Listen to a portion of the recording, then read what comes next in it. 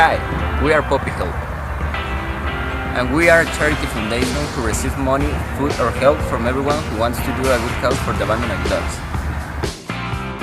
What's the plan? Take all the dogs we can from the street. We take care of them, we feed them, we give them a bath, and we help them if they have a need. Then, when the dog is ready to be in a new home, we go to different parks and we give them in adoption to people who is interested. How do we know they are good owners? They will have to fill a responsibility contract and we will track them every month. When you have your dog, we won't ask you for money. You can help with dog, medicine, things to take care of them, or money if you want. So come and be part of us.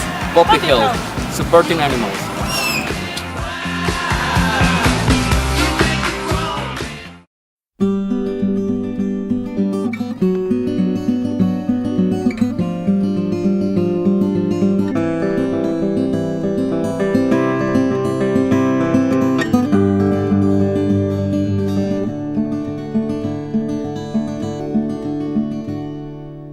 On bended knee is no way to be free, lifting up an empty cup I ask silently.